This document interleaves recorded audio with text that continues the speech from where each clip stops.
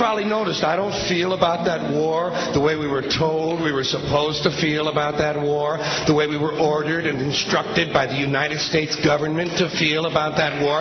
You see, I tell you, my mind doesn't work that way. I got this real moron thing I do. It's called thinking.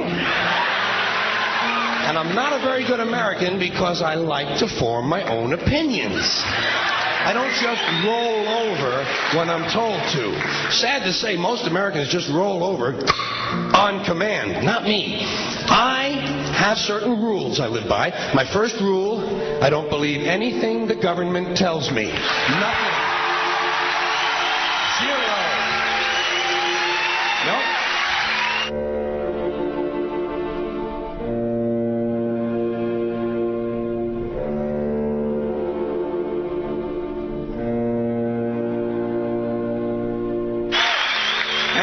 Take very seriously the media or the press in this country, who in the case of the Persian Gulf War were nothing more than unpaid employees of the Department of Defense, and who most of the time function as kind of an unofficial public relations agency for the United States government.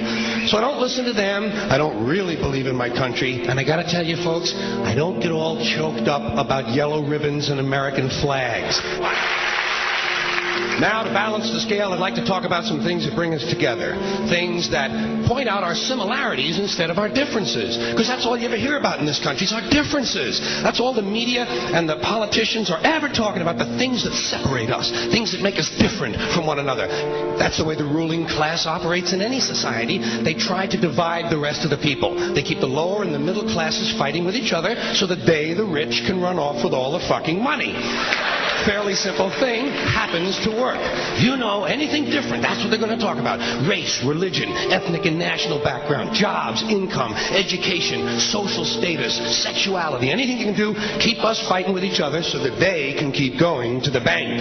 You know how I describe the economic and social classes in this country? The upper class keeps all of the money, pays none of the taxes. The middle class pays all of the taxes, does all of the work. The poor are there just to scare the shit out of the middle class. Keep them showing up at those jobs. Politicians know that word. They use it on you. Politicians have traditionally hidden behind three things: the flag, the Bible, and children. No child left behind. No child left behind. Oh, really? Well, it wasn't long ago you were talking about giving kids a head start. Head start, left behind. Someone's losing fucking ground here. But there's a reason. There's a reason. There's a reason for this. There's a reason education sucks, and it's the same reason that it will never, ever, ever be fixed. It's never going to get any better. Don't look for it. Be happy with what you got. Because the owners of this country don't want that. I'm talking about the real owners now. The big, the wealthy, the real owners, the big wealthy business interests that control things and make all the important decisions. Forget the politicians. They're irrelevant. The politicians are put there to give you the idea that you have freedom of choice. You don't. You have no choice. You have owners. They own you. They own everything. They own all the important land. They own and control the corporations. They've long since bought and paid for the Senate, the Congress, the state houses, the city halls. They got the judges in their back pockets, and they own all the big all the big media companies. So they control just about all of the news and information you get to hear. They got you by the balls. They spend billions of dollars every year lobbying to get what they want. Well, we know what they want. They want more for themselves and less for everybody else. But I'll tell you what they don't want. They don't want a population of citizens capable of critical thinking. They don't want well-informed, well-educated people capable of critical thinking. They're not interested in that. That doesn't help them. That's against their interest. That's right. You know something? They don't want people who are smart enough to sit around the kitchen table to figure out how badly they're getting fucked by a system that threw them overboard 30 fucking years ago. They don't want that. You know what they want? They want obedient workers. Obedient workers. People who are just smart enough to run the machines and do the paperwork and just dumb enough to passively accept all these increasingly shittier jobs with the lower pay, the longer hours, the reduced benefits, the end of overtime, and the vanishing pension that disappears the minute you go to collect it. And now they're coming for your Social Social Security money. They want your fucking retirement money. They want it back so they can give it to their criminal friends on Wall Street. And you know something? They'll get it. They'll get it all from you sooner or later because they own this fucking place. It's a big club, and you ain't in it. You and I are not in the big club.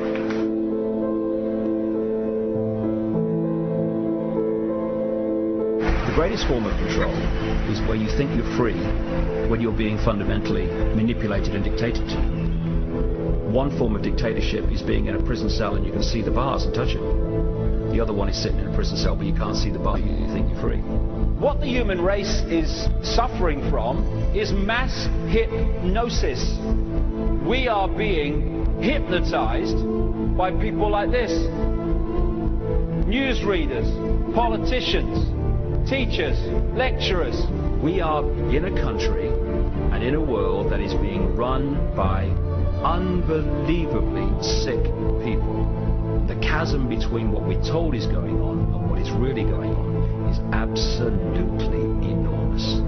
The greatest hypnotist on planet Earth is a oblong box in the corner of the room. It is constantly telling us what to believe is real. Historically, the control and manipulation of political opinion has been the Freemasons' main weapon in gaining control of countries and states. Once in control of the rulers and politicians of a country, laws and political structures could be changed in accordance with their agenda.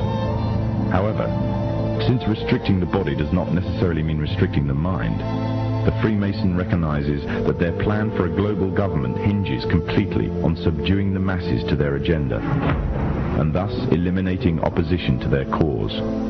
And the greatest threat to their plan, posing more danger than any army or law, is the threat of a free-thinking mind. In order to eliminate this threat and to achieve their objective, the Masons have set about the boldest plan ever devised: the complete control of every aspect of human life, your life. And the weapons they are using against you are in your very homes, entertaining you and your children, and gradually indoctrinating you without you even realizing.